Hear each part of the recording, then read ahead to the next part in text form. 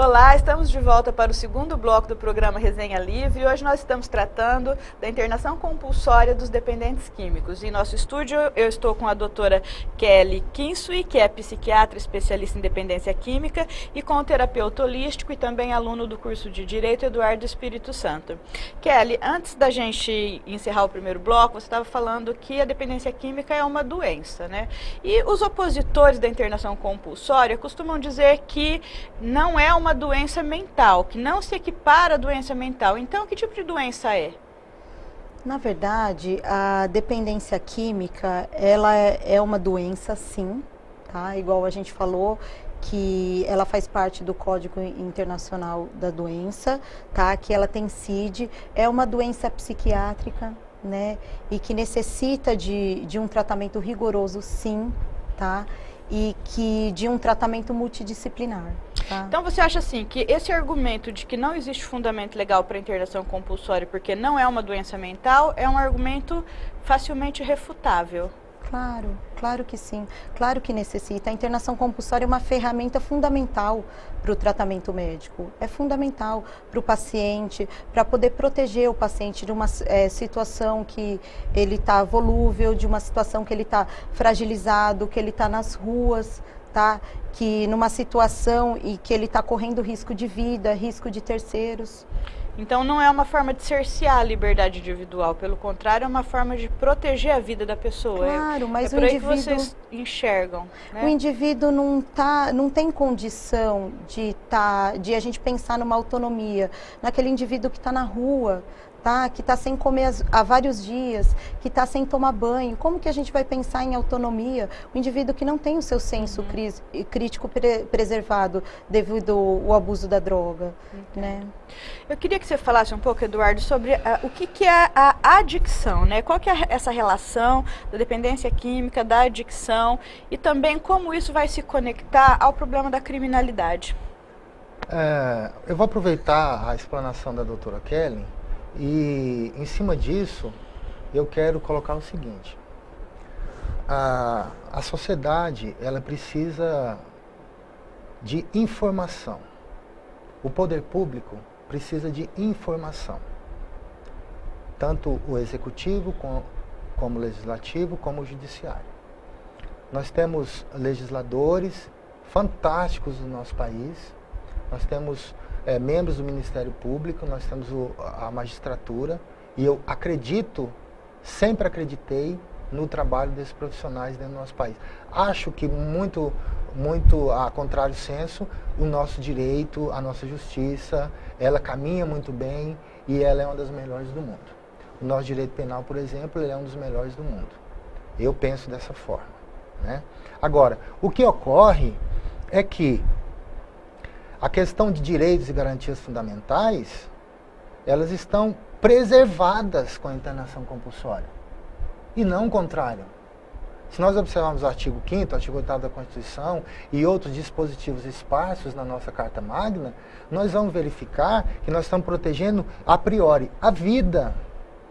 Nós estamos protegendo a priori a saúde. A saúde, nós estamos protegendo a família, nós estamos protegendo em si uma sociedade inteira com a internação compulsória. Por quê? Porque o fundamento dela é uma doença instituída no CID, Código Internacional de Doença, como falou a doutora Kelly, pela Organização Mundial de Saúde. Foi a Organização Mundial de Saúde que determinou que a dependência química, que a adicção é uma doença. Adicção é o mesmo que dependência química? Eu desenvolvo uma teoria de que não. A dependência química, ela seria uma espécie, um sintoma da adicção. Por quê? Porque a adicção ela é uma doença biopsicossocial e espiritual. E que afeta todas as áreas da vida da pessoa. Inclusive, ela tem carga genética. Há estudos em que nós temos o cromossomo 23, que tem problema, e ele desencadeia essa desconformidade em todas as áreas da vida da pessoa. Assim como outros genes também. Você quer dizer, sim, que a pessoa já tem um problema prévio. Tem. E aí ela passa a usar a droga Exatamente. como, vamos dizer assim, uma sequência de ocorrências na vida da pessoa. Então, quando ela desequilibra, quando ela nasce com esse desequilíbrio, não consegue lidar com a sociedade, ela não consegue lidar com a família, ela não consegue lidar com a profissão. Ela Isso não seria a pessoa que é adicta. Quer dizer, pode existir um adicto que não faz uso de substâncias entorpecentes. Mas ele pode ser compulsivo e obsessivo por sexo. Ele pode ser compulsivo e obsessivo por comida. Ele pode ser compulsivo e obsessivo por internet. Ele pode se enclausurar dentro de um quarto e não querer sair mais. Ser uma pessoa muito tímida, ou ter toque. O termo adicto, ele refere à dependência. A dependência, né? a dependência. A adicção, no sentido etimológico da palavra, significa escravo de. Significa escravo de. Então, o que ocorre? A adicção e a dependência química, ela traz comorbidades patológicas psiquiátricas. E, ao contrário, as doenças patológicas, as patologias psiquiátricas também pode desenvolver adicção, e isso é o bolo. E aí a cereja do bolo é a dependência química. E aí a pessoa desestabilizada, em desequilíbrio, ela procura um subterfúgio na droga. E aí ela encontra a solução para todos os problemas da vida dela. Por exemplo, a questão de transtorno de ansiedade, a questão de hiperatividade, a questão de bipolaridade, a questão de manias, de psicopatias, de esquizofrenias. De repente aquilo é estabilizado com a droga. A gente ouve muito falar, assim, de pessoas que vinham mais ou menos, estava tudo bem, aí começa a usar droga, e aí a pessoa passa a desenvolver um transtorno psiquiátrico. Mas então, na verdade, ela já tinha.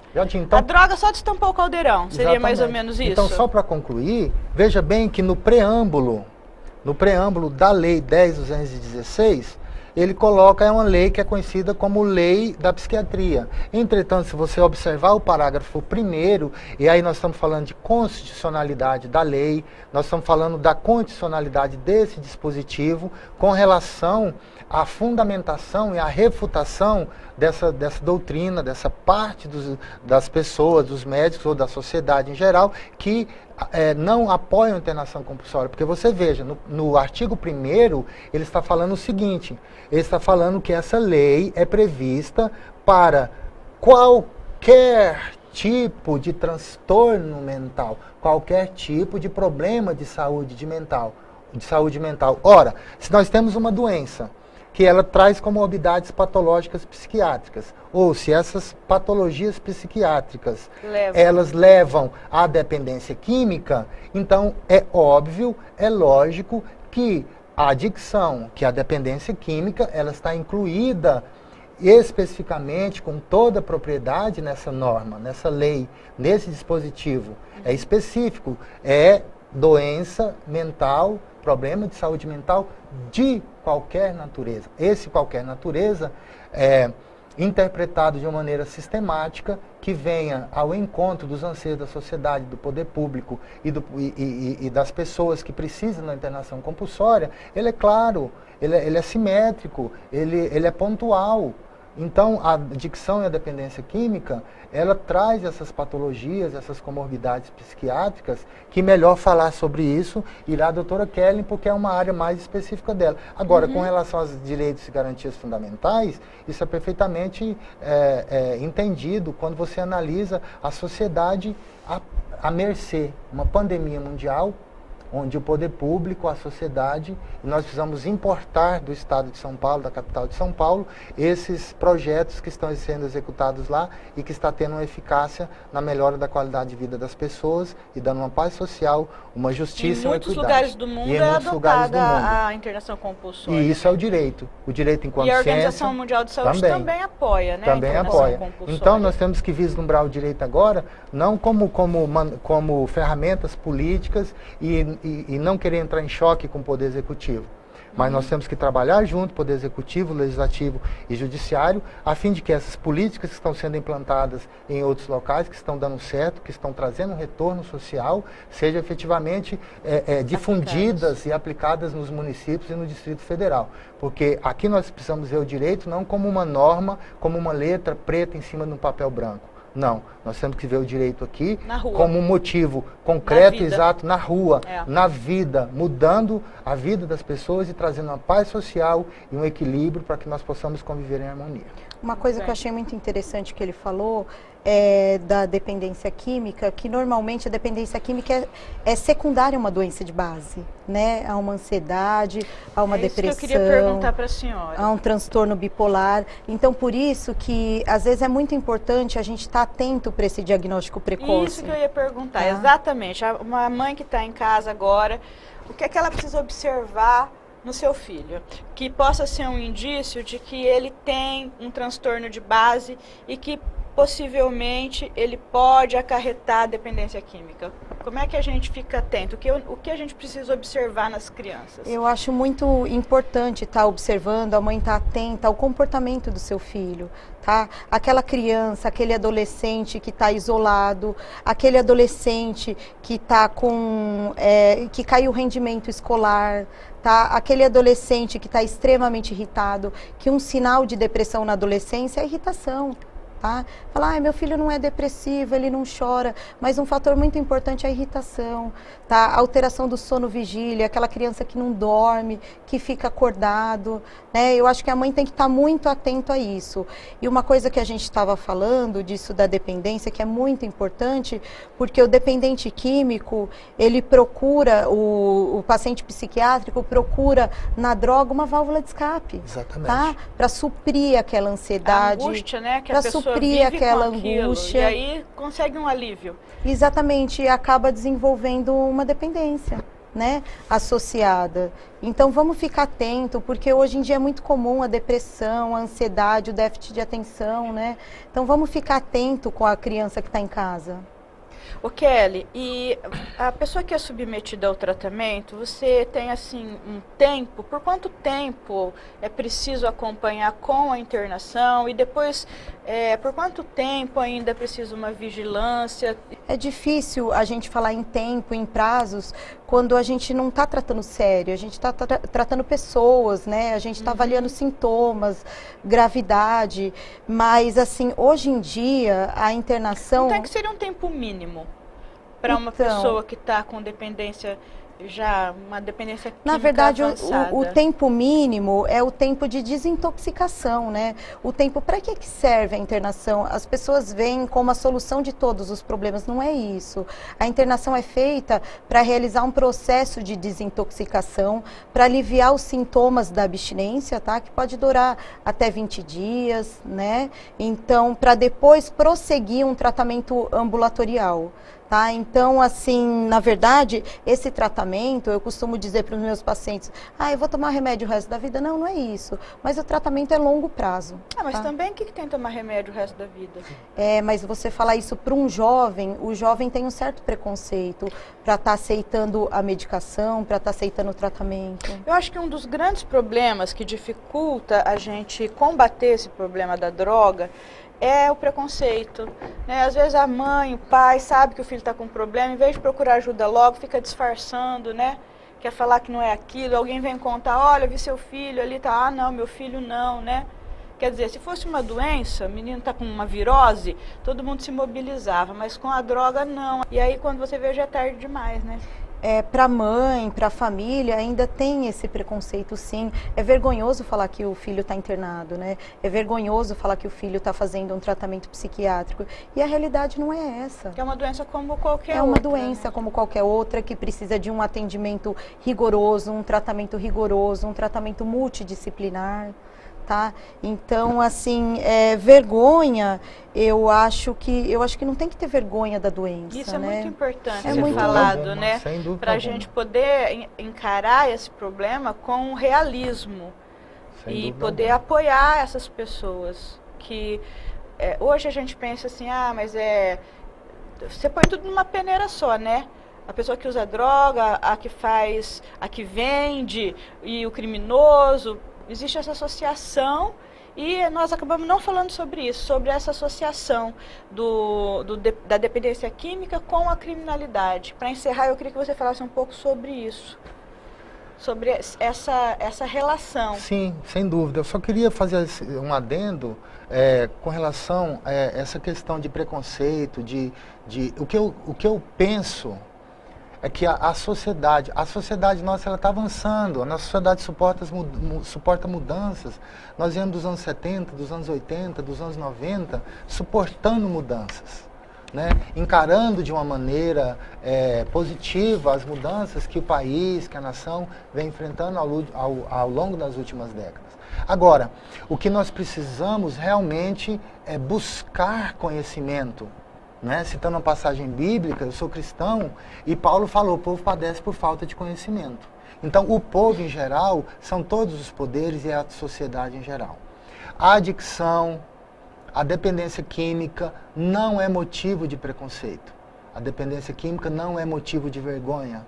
A dependência química não é motivo de alarde. Por quê? Porque são pessoas inteligentíssimas, são pessoas produtivas, são pessoas capazes. Com relação a índices, a efetividade de tratamento, nós não estamos trabalhando aqui com quantidade, mas nós estamos aqui trabalhando com qualidade. A década de 70 e 80 produziu uma geração de usuários de drogas que hoje são as pessoas que estão internadas nos manicômios, internadas nos hospitais psiquiátricos, pessoas com problema que morreram por AVCs, por acidentes, por circunstâncias vasculares, cardiovasculares, enfim, todas as doenças relacionadas ao uso e ao machucar do seu organismo, do seu corpo. Então veja, foram 30, 40 anos. E nós tivemos agora um país velho e ancião por conta disso, e ninguém está pensando nisso. Então, por que nós não vamos agora iniciar um processo de conscientização para que nós, daqui a 30, 40 anos, estejamos com esse problema livre, né? Desse problema, esse problema estabilizado, esse problema equacionado. Porque isso é uma coisa que inferniza todas as pessoas. Isso né? inferniza não tem nenhuma todas mãe as pessoas. Que não vive preocupado com isso. Não vive. Né? Agora, a questão da criminalidade que envolve a dependente químico, veja você, é por isso que nós precisamos copiar esse modelo que está sendo feito no estado de São Paulo. Ora, a audiência de custódia é uma ferramenta tremenda para que se alie a audiência de custódia com a internação compulsória. Veja você, os pequenos traficantes, normalmente eles são usuários compulsivos e obsessivos. Eles estão fazendo tráfico e eles estão cometendo delitos, cometendo furtos, cometendo roubos e outros delitos, porque eles estão sem possibilidade de discernimento do ato. Nós não vamos aqui falar em teoria do crime, nem em culpabilidade, nem excludente diante de juridicidade, nem nada. Mas ele está desesperado, em resumo. Mas ele está desesperado. Ele só pensa na droga e ele quer mais uma dose. Uma dose não basta, e 1000 não são suficientes. Então ele vai partir para essa criminalidade. Agora, nós temos uma grande parte da sociedade que são adictas, que não estão envolvidas com a criminalidade. Então nós precisamos diferenciar isso. Então esse projeto, essa parceria que está sendo feita com o Tribunal de Justiça, com a OAB e com o Ministério Público no Estado de São Paulo, ela tem que ser sentada, discutida e trazida para o interior, porque nós vamos poder diferenciar quem efetivamente é dependente químico, adicto e quem efetivamente é criminoso. Eduardo, nosso tempo já acabou, mas eu queria, antes da gente encerrar, que a senhora falasse, Kelly, doutora Kelly, o que a senhora viu de novo nessa atualização que a senhora fez nos Estados Unidos a respeito disso? Qual que é a perspectiva, qual é a luz aí no fim desse túnel? Na verdade, o tratamento, a dependência é igual em todo mundo. Tá?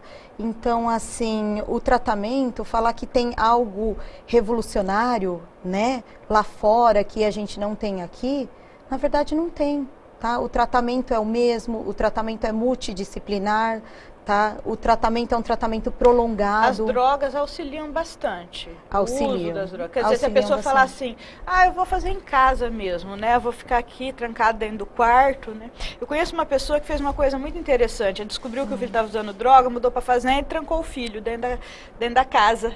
Ficaram lá meses com o garoto trancado, né? Tem gente que tem umas ideias assim mirabolantes. Vou separar dos grupos de amigos, isso aí não resolve.